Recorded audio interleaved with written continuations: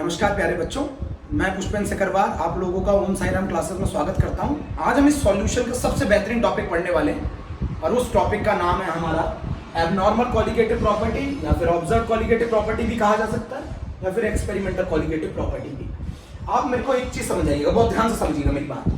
दो केसेस होते हैं इसमें, एक इलेक्ट्रोलाइट और एक नॉन इलेक्ट्रोलाइट। इलेक्ट्रोलाइट के अंदर मैं दो केसेस को कंसीडर करूंगा बेटा, एक डिसोसिएशन और एक एसोसिएशन। बच्चों को इस टॉपिक में सबसे ज्यादा डाउट होता है बेटा, एक डिसोसिएशन एक एसोसिएशन। और नॉन इलेक्ट्रोलाइट वो है जो पानी में जाने के बाद ना तो एसोसिएट होते हैं ना डिसोसिएट होते हैं, उनको हमने वो लोगों ने नॉन इलेक्ट्रोलाइट में कंसीडर किया है। अब जरा मुझे समझाइएगा, अगर मैं एक मोल ग्लूकोज को अगर मैं एक मोल ग्लूकोज को डिसॉल्व करता हूं, अगर मैं एक मोल ग्लूकोज को प्यारे बच्चों डिसॉल्व करता हूं, तो एक मोल वाटर में डिसॉल्व होने के बावजूद भी कितना रहेगा बेटा? एक मोल रहेगा। पानी में जाने के बावजूद भी एक मोल ग्लूकोज एक मोल ही रहेगा, उसके नंबर ऑफ पार्टिकल में कोई चेंज नहीं आया। जितने पार्टिकल्स हमने ऐड किए थे वो पानी में जाने के बाद उतने के उतने ही रहे, ना तो वो इंक्रीज किए ना डिक्रीज किए। आपको समझ में आया ना? अगर मैं एक मोल ग्लूकोज को वाटर में डिसॉल्व करूं तो डिसॉल्व होने के बावजूद भी वो एक ही मोल है। तो जो उस केस में जो मेरी एक्सपेरिमेंटल कॉलिगेटिव प्रॉपर्टी आएंगी, मतलब मेरी उस केस में जो एक्सपेरिमेंटल कॉलिगेटिव प्रॉपर्टी ऑब्जर्व जो आएंगी, वो मेरी कॉलिगेटिव प्रॉपर्टी थ्योरेटिकल के बराबर होगी। क्यों? क्योंकि नंबर ऑफ पार्टिकल में कोई चेंज नहीं आया ना। अब मेरी बात समझो, कॉलिगेटिव प्रॉपर्टी क्या होती है? जो नंबर ऑफ पार्टिकल्स पे डिपेंड करती है। बेटा आप भी समझो, नंबर ऑफ पार्टिकल पे डिपेंड करती है। ग्लूकोज के केस में एक मोल ग्लूकोज को अगर मैंने वाटर में डिसॉल्व किया तो उसके बावजूद भी वाटर कितना रहा? एक मोल ही रहा। तो नंबर ऑफ पार्टिकल्स में कोई चेंज नहीं है। No change in number of particles. Number of particle में बेटा कोई चेंज नहीं है। जब नंबर ऑफ पार्टिकल में कोई चेंज नहीं है तो कॉलिगेटिव प्रॉपर्टी में भी नो चेंज, तो फिर कॉलिगेटिव प्रॉपर्टी में भी नो चेंज। तो इसका मतलब क्या है? इस केस में नॉन इलेक्ट्रोलाइट के केस में हमारी जो कॉलिगेटिव प्रॉपर्टी ऑब्जर्व आती है वो कॉलिगेटिव प्रॉपर्टी थ्योरेटिकल के बराबर आती है। बेटा थ्योरेटिकल को हम लोग कैलकुलेटेड भी बोलते हैं, मैंने क्लियर लिख रखा है, नॉर्मल भी बोलते हैं। ऑब्जर्व मतलब जो मैंने एक्सपेरिमेंटली निकाली है, सही है। और जो मैंने थ्योरेटिकली निकाली है वो मेरी कौन सी कहलाती है? Theoretical colligative property.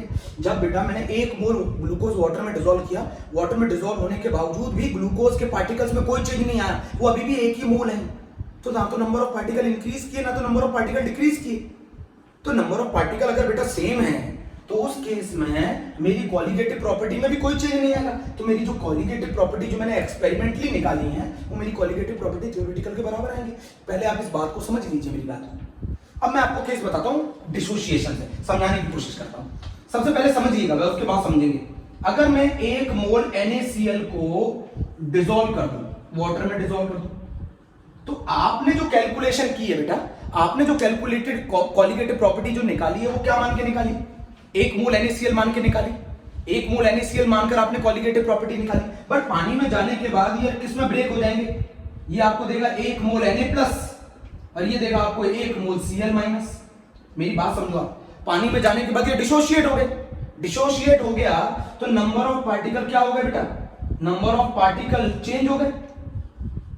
और नंबर ऑफ पार्टिकल अगर चेंज हो गए बेटा, अगर नंबर ऑफ पार्टिकल चेंज हो गए तो कॉलिगेटिव प्रॉपर्टी तो नंबर ऑफ पार्टिकल पे डिपेंड करती है ना, तो फिर कॉलिगेटिव प्रॉपर्टी भी चेंज हो जाएगी। कॉलिगेटिव प्रॉपर्टी भी चेंज हो जाएगी। मेरी बात समझो आप, मैं क्या कहना चाह रहा हूं। मान लीजिए आपने 100 पार्टिकल डाले NaCl के, तो आपने जो कॉलिगेटिव प्रॉपर्टी निकाली वो 100 मान के निकाली, बट वो पानी में जाने के बाद वो तो डबल हो गए, 200 हो गए। तो जो रिजल्ट आएगा, जो एक्सपेरिमेंटल रिजल्ट है और जो आपका कैलकुलेटेड रिजल्ट है, उन दोनों में डिफरेंस आ रहा है कि नहीं आ रहा है? तो आपकी इन केसेस में, इलेक्ट्रोलाइट के केसेस में, कॉलिगेटिव प्रॉपर्टी ऑब्जर्व्ड और कॉलिगेटिव प्रॉपर्टी थ्योरेटिकल में डिफरेंस आने लगता है। समझ रहे हैं ना मेरी बात को? डिफरेंस क्यों आ रहा है भाई? बताओ डिफरेंस क्यों आ रहा है? भाई कॉलिगेटिव प्रॉपर्टी थ्योरेटिकल और कॉलिगेटिव प्रॉपर्टी ऑब्जर्व में डिफरेंस आ रहा है। उस डिफरेंस की वजह है कि नंबर ऑफ पार्टिकल चेंज हो रहे हैं। नंबर ऑफ पार्टिकल क्यों चेंज हो रहे हैं? क्योंकि आपने जो 1 मोल NaCl डाला उसमें आपने जो रिजल्ट निकाला, कैलकुलेटेड रिजल्ट निकाला, वो 1 मोल मान के निकाला, बट पानी में जाने के बाद वो कितने हो गए? 2 मोल हो गए ना। तो आपका जो कॉलिगेटिव प्रॉपर्टी एक्सपेरिमेंटल है और जो कॉलिगेटिव प्रॉपर्टी थ्योरेटिकल है, उन दोनों में डिफरेंस आ गया कि नहीं आ गया? मेरी बात समझो प्यारे बच्चों, बहुत ध्यान से समझो कि 1 मोल NaCl को अगर मैं डिसॉल्व करूंगा तो मेरे नंबर ऑफ पार्टिकल चेंज हो गए। मैंने जो रिजल्ट निकाला वो 1 मोल मान के निकाला, और जो आना चाहिए रिजल्ट वो किसके हिसाब से आ रहा है? वो आ रहा है 2 मोल के हिसाब से। तो दोनों में चेंज आ गया ना। जो एक्सपेरिमेंटल कॉलिगेटिव प्रॉपर्टी है और जो थ्योरेटिकल कॉलिगेटिव प्रॉपर्टी है उसमें चेंज आ गया। तो इस एरर को अगर मुझे एलिमिनेट करना है तो मुझे एक टर्म लेकर आना पड़ता है। उस टर्म को बोला जाता है वेंट ऑफ फैक्टर। मेरे प्यारे बच्चों, उस टर्म को बोला जाता है वेंट ऑफ फैक्टर। मेरी बात समझने की कोशिश करना है बहुत ध्यान से। मैं क्या समझाना चाहता हूं, मैं आपको देखो क्या समझाना चाहता हूं। 5 मिनट की बात है। अगर मैं ग्लूकोज को, यूरिया को, इथाइलिन ग्लाइकोल को अगर मैं पानी में डालता हूं तो उनके पार्टिकल में कोई चेंज नहीं आता। जब पार्टिकल में कोई चेंज नहीं आता तो कॉलिगेटिव प्रॉपर्टी ऑब्जर्व और कॉलिगेटिव प्रॉपर्टी थ्योरेटिकल दोनों बराबर आएंगी। भाई 1 मोल का 1 ही मोल रहा तो नंबर ऑफ पार्टिकल तो चेंज हुए नहीं, तो कॉलिगेटिव प्रॉपर्टी ऑब्जर्व और कॉलिगेटिव प्रॉपर्टी थ्योरेटिकल दोनों बराबर आएंगे। बट अगर मैं इलेक्ट्रोलाइट का केस लेता हूं, अगर मैं डिसोसिएशन का केस लेता हूं, अगर मैं एसोसिएशन का केस लेता हूं, तो डिसोसिएशन में 1 मोल NaCl डाला तो आपने जो रिजल्ट निकाला वो 1 मोल मान के निकाला। बट जब वो वाटर में गया तो उसके नंबर ऑफ मोल्स कितने हो गए? 2 हो गए। 1 मोल Na प्लस का 1 मोल Cl, तो पार्टिकल चेंज हो गए ना। और अगर पार्टिकल चेंज हो गए तो एक्सपेरिमेंटल कॉलिगेटिव प्रॉपर्टी और जो आपकी थ्योरेटिकल और कैलकुलेटेड कॉलिगेटिव प्रॉपर्टी है उसमें डिफरेंस आ गया। अब ये डिफरेंस को मुझे एलिमिनेट करना है तो इसके लिए मुझे एक टर्म की आवश्यकता पड़ती है, वो कहलाता है मेरा वेंट ऑफ फैक्टर। मैं समझा रहा हूं आपको। मान लीजिए डिसोसिएशन में एक और तरीके से समझे थे। अगर मैं 100 पार्टिकल्स डाल दूं, 100 पार्टिकल्स लिए मैंने NaCl के, बट वो पानी में जाने के बाद 200 हो गए ना, तो नंबर ऑफ पार्टिकल चेंज हो गया तो कॉलिगेटिव प्रॉपर्टी चेंज हो जाएगी। और अगर कॉलिगेटिव प्रॉपर्टी चेंज हो जाएगी, अगर कॉलिगेटिव प्रॉपर्टी चेंज हो गई तो experimental colligative property observe, experimental colligative property और आपकी थ्योरेटिकल कॉलिगेटिव प्रॉपर्टी में डिफरेंस आ जाएगा। प्यारे बच्चों मेरी बात को समझ रहे हैं कि नहीं समझ रहे? अब अगर मैं आपको एक केस और समझाता हूं एसोसिएशन का। मान लीजिए आपने 100 पार्टिकल डाले, बट 100 पार्टिकल सॉल्यूशन में जाने के बाद क्या कर गए? एसोसिएट कर गए।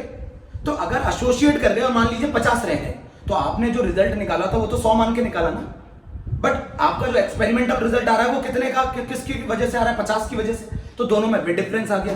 तो डिसोसिएशन में नंबर ऑफ पार्टिकल बढ़ जाते हैं, एसोसिएशन में नंबर ऑफ पार्टिकल घट जाते हैं। तो नंबर ऑफ पार्टिकल तो दोनों में चेंज हो रहे हैं ना। और अगर नंबर ऑफ पार्टिकल चेंज होंगे मेरे प्यारे बच्चों, नंबर ऑफ पार्टिकल चेंज होंगे तो मेरी कॉलिगेटिव प्रॉपर्टी और कॉलिगेटिव प्रॉपर्टी थ्योरेटिकल ऑब्जर्व और थ्योरेटिकल में डिफरेंस आएगा। मेरी कॉलिगेटिव प्रॉपर्टी ऑब्जर्व और थ्योरेटिकल में डिफरेंस आएगा। अब एक टर्म इस, अगर मुझे इस एरर को, दोनों के बीच के इस डिफरेंस को मुझे अगर एलिमिनेट करना हो तो मुझे एक टर्म की आवश्यकता पड़ती है और उस टर्म को बोला जाता है went Hoff factor. Went Hoff factor मुझे यही बताता है कि डिसोसिएशन के केस में कितने गुना पार्टिकल बढ़ गए हैं और एसोसिएशन के केस में कितने गुना पार्टिकल कम हो गए, मुझे यही बताता है। वेंट ऑफ फैक्टर लगाने से अगर मैं आई लगा देता हूं तो इसका मतलब है मैं एसोसिएशन डिसोसिएशन को कंसीडर कर रहा हूं। आप समझ रहे हैं मेरी बात को? नहीं समझ रहे? आई हमें क्या बताता है कि सॉल्यूशन के अंदर जाने के बाद या सॉल्वेंट के अंदर जब हम सॉल्यूट को डिसॉल्व करते हैं तो वो आइदर एसोसिएट हो रहा है कि डिसोसिएट हो रहा है। ये कौन हमें बताएगा? ये बताएगा हमें went Hoff factor. Qualitative property difference, qualitative property observe और क्वालिटेटिव प्रॉपर्टी थ्योरेटिकल के बीच में जो डिफरेंस है ना उसको एलिमिनेट करेगा कौन? Went Hoff factor. मेरी बात इतनी समझ में आई? प्लीज आप इस बात को समझिए, मेरी बात इतनी समझ में आई?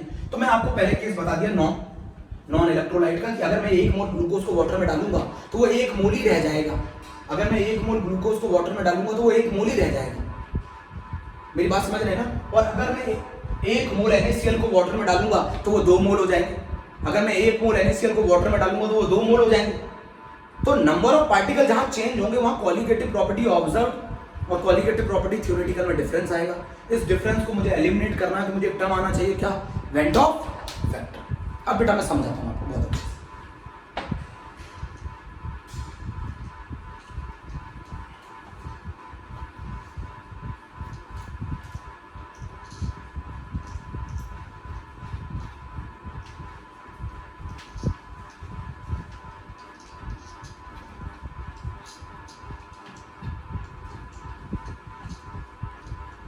अब ये वेंट ऑफ फैक्टर होता क्या है, पहले हम समझने की कोशिश करते हैं। ये वेंट ऑफ फैक्टर है।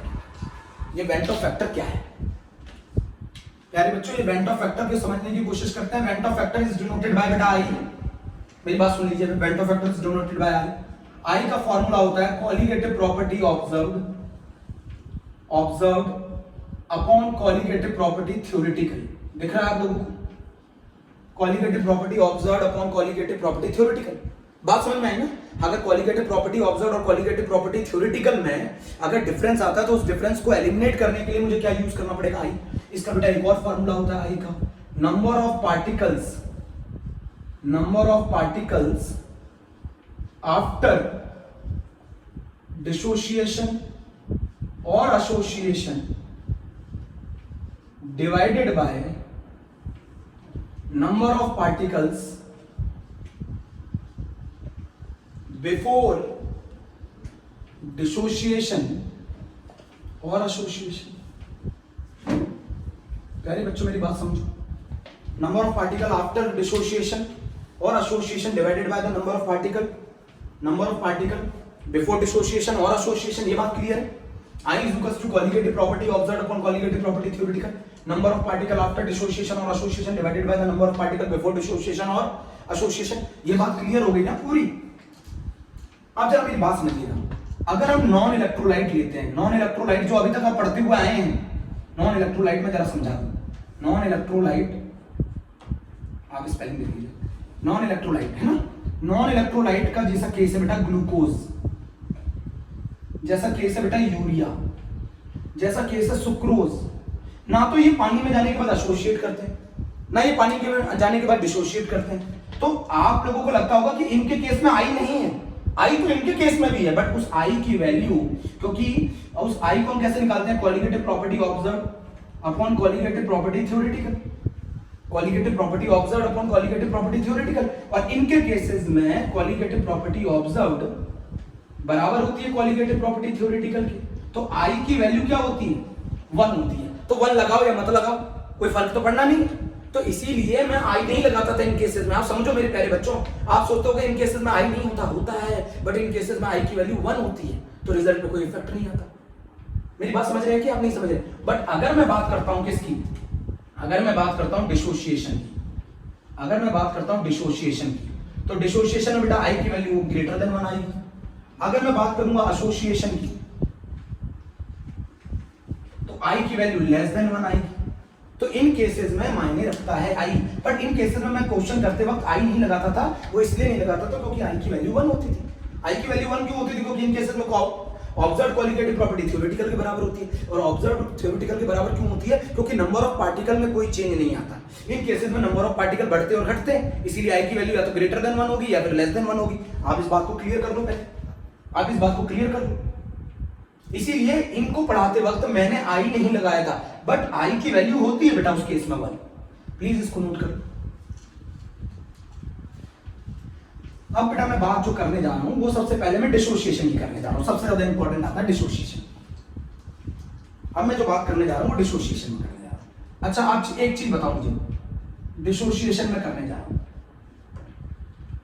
सबसे पहले मैं डिसोसिएशन में अगर मैं इलेक्ट्रोलाइट को, जनरली वो सॉल्ट होते हैं, अगर मैं उसको सॉल्ट को वाटर में डिसॉल्व करूंगा तो वो क्या करेगा? डिसोशिएट हो करेगा। और डिसोशिएट करेगा तो नंबर ऑफ पार्टिकल बेटा, अगर वो डिसोशिएट करेगा तो नंबर ऑफ पार्टिकल क्या करेंगे?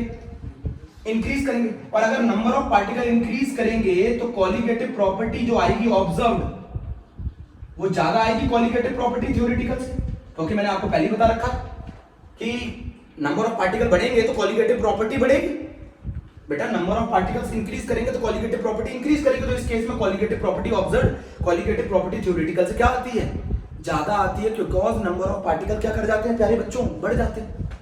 डिसोसिएशन के केस में नंबर ऑफ पार्टिकल बढ़ जाते हैं और colligative property is directly proportional to the number of particles. और अगर नंबर ऑफ पार्टिकल्स बढ़ेंगे तो कॉलीगेटिव प्रॉपर्टी बढ़ेगी। तो डिसोसिएशन के केस में colligative property observed colligative property theoretical से ज्यादा आती है। मेरे प्यारे बच्चों समझो, आप यहां पे चाहें तो एक कंसेप्ट ऐसे लिख सकते हैं कि कॉलीगेटिव प्रॉपर्टी ऑब्जर्व्ड जो होगी वो बराबर होगी आई इंटू कॉलीगेटिव प्रॉपर्टी थ्योरेटिकल। आप इसको भी लिख सकते हैं बिल्कुल बगल में फोकस करके।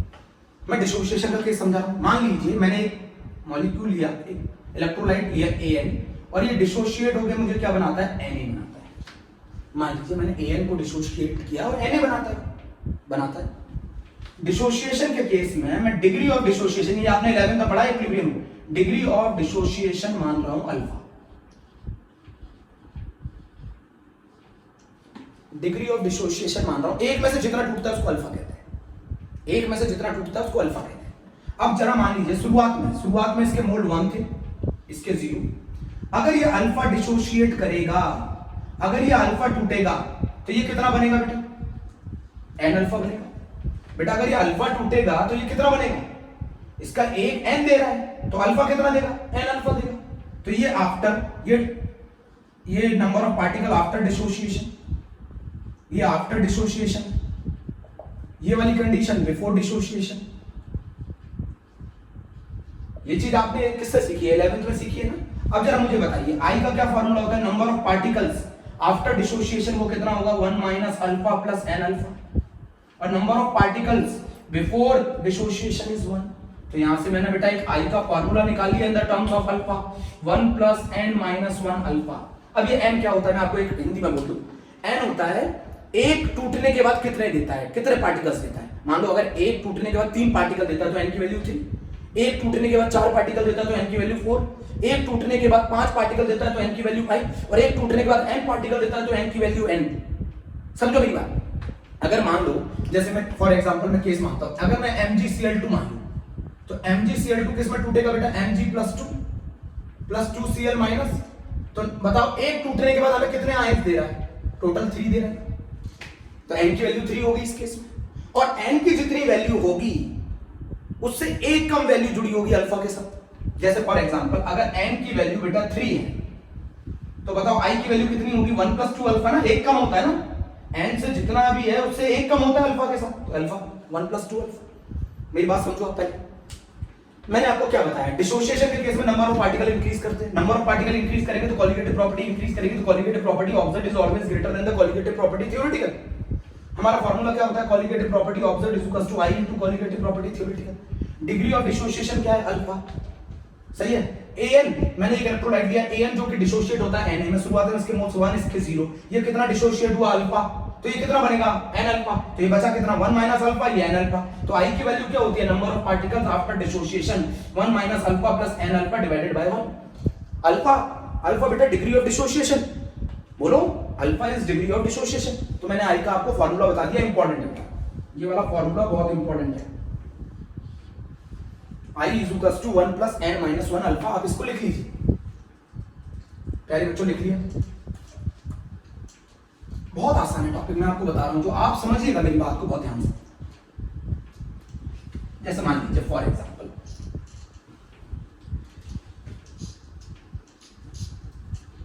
मैं यहां पे कुछ पॉइंट लिख रहा हूं, आपको उसको ध्यान से समझना है। अल्फा की मैक्सिमम वैल्यू कितनी होती है, 100%। 100% मतलब 1 और 100%। इसके केस में i की वैल्यू किसके बराबर आ जाएगी, n के। तो i मैक्स किसके बराबर आ जाता है, n के, जब अल्फा कितना होगा 1। अगर अल्फा 1 होगा 100%, अगर डिसोशिएशन हो रहा होगा तो i की वैल्यू किसके बराबर आ जाएगी, n के बराबर आ जाएगी। प्यारे बच्चों इस बात को समझो, i की वैल्यू n के बराबर हो जाएगी अगर अल्फा हमारा 100% होगा। अगर डिग्री ऑफ डिसोशिएशन 100% होगा या 1 होगा तो i max इक्वल्स टू 1। और अगर इन द टर्म्स ऑफ अल्फा पूछते हैं, इन द टर्म्स ऑफ अल्फा, मैं आपको वो चीज समझाने जा रहा हूं। इन the terms of alpha i की वैल्यू जो होती है वो होती है 1 प्लस n माइनस 1 अल्फा।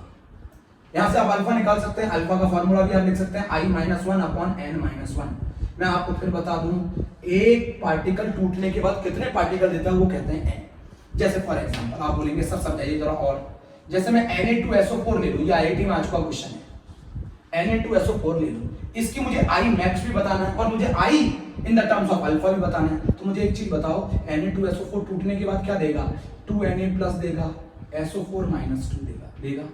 तो इसके केस में एक टूटने के बाद कितने पार्टिकल्स दे रहा है, 3। तो यहाँ n की वैल्यू 3 होगी। तो i की वैल्यू बताओ in the terms of alpha क्या होगी, i की value in the terms of alpha होगी i is equals to 1 plus 2 alpha. मेरी बात समझ रहे हैं ना, in the terms of alpha i is equals to 1 plus 2 alpha. और अगर मैं इसी चीज को i मैक्स निकालूं, i मैक्स निकालना इसका मतलब अल्फा की जगह कितना रख दोगे 1, तो i की वैल्यू आ जाएगी 3। जब 100% डिसोशिएट होंगे तो i की वैल्यू कितनी आएगी 3। और अगर इन the terms of alpha 1 + 2 alpha, अभी भी क्लियर नहीं है, चलो मैं एक और समझा देता हूं। मान लीजिए पोटेशियम फेरोसाइनाइड ले लेते हैं, K4FeCN6 ले लेते हैं, इसको डिसोशिएट करो, 4K + FeCN का होल 6 4 माइनस फेरोसाइनाइड है, डिसोशिएट कर लिया। अच्छा, इसमें कितने पार्टिकल्स मिल रहे हैं, एक टूटने के बाद कितने दे रहा है, n = 5। तो अगर मैं I मैक्स निकालूंगा तो I मैक्स तो आएगा 5 n के बराबर, और अगर मैं I निकालूंगा इन द टर्म्स ऑफ अल्फा तो I की वैल्यू आएगी 1 + 4 अल्फा। अभी भी क्लियर नहीं है तो फिर और एग्जांपल क्लियर कराता हूं, आप इसको पहले चेक कर लो। अगर अल्फा आपको निकालना हो तो I - 1/n-1। मैंने क्या बोला, एक इलेक्ट्रोलाइट का एक पार्टिकल कितना डिसोशिएट होने के बाद कितने पार्टिकल देता है। जैसे NaCl है, वो उसका अगर आप एक NaCl लोगे तो डिसोशिएट होने के बाद कितने पार्टिकल देता है, 2 देता है, तो n की वैल्यू 2 हो जाएगी। जैसे Na2SO4 है, डिसोशिएट होने के बाद कितने पार्टिकल दे रहा है, 3 दे रहा है। तो एक टूटने के बाद जितने देता है उसी को हम क्या मानते हैं, n मानते हैं। और अगर एक टूटने के बाद n पार्टिकल्स देगा तो हम n लेंगे। मेरी बात समझो ना, I मैक्स 3 हो गया। अब जरा इस साल जो G 2019 में जो बेटा क्वेश्चन आया था, वो आया था K2HgI4, और इसके लिए अल्फा दे रखा था बेटा 40%, मुझे I निकालना था। K2HgI4 के लिए मुझे I निकालना, तो आप समझो पहले K2HgI4 को आप डिसोशिएट कर लो, K2HgI4 को आप डिसोशिएट कर लो, ये टूटेगा 2K + HgI4 - 2। बेटा जो कॉम्प्लेक्स में होता है वो डिसोशिएट नहीं होता, जो कॉम्प्लेक्स में होता है वो डिसोशिएट नहीं होता, कॉम्प्लेक्स के बाहर वाले डिसोशिएट होता है। अच्छा मुझे आप बताओ, यहाँ n की वैल्यू कितनी मिल रही है बेटा, 3, तो I क्या होगा इन the terms of alpha, 1 + 2 alpha. I = 1 + 2 alpha, 2 × alpha की वैल्यू कितनी होगी, 0.4, तो आंसर आ गया बेटा 1.8। ये इतना इजी क्वेश्चन IIT मेंस में पूछा था। आप प्लीज इसको नोट कर लो, बहुत अच्छे से नोट करिएगा, बहुत ध्यान से। आज का टॉपिक बहुत ज्यादा इंपॉर्टेंट है, प्लीज प्यारे बच्चों, आप आज का टॉपिक बहुत ज्यादा इंपॉर्टेंट है, रफ कर दो।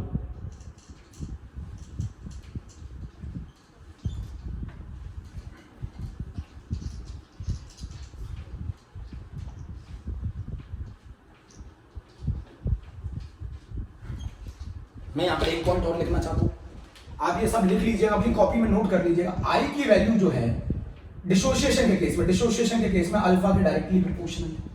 अल्फा आप जितना बढ़ाओगे I की वैल्यू उतनी बढ़ेगी। अगर आप अल्फा बढ़ाओगे तो I की वैल्यू क्या करेगी, बढ़ेगी। और मैक्सिमम कहां तक जाती है, I मैक्सिमम बराबर हो जाता है n के, जब अल्फा की वैल्यू कितनी हो जाती है बेटा, 1 हो जाती है या 100% हो जाती है।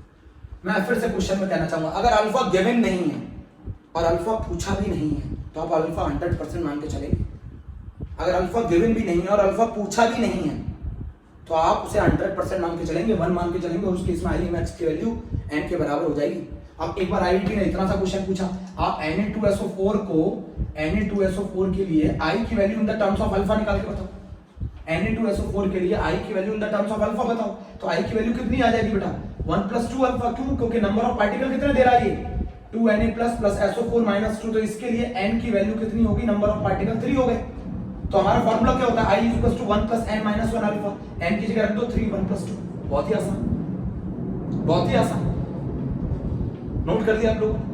एक बार और IIT ने क्वेश्चन पूछा है बेटा, जी ने क्वेश्चन क्या पूछा है, अगर मैं एक इलेक्ट्रोलाइट AXBY ले लूं, तोड़ो उसे, आपको अच्छी तरह मालूम है इसे तोड़ना, XaY + A के कितने मोल्स, x, तो XA, और ये चार्ज जो आ जाता है क्रॉस मल्टीप्लाई में जाता है, XaY + YbX-।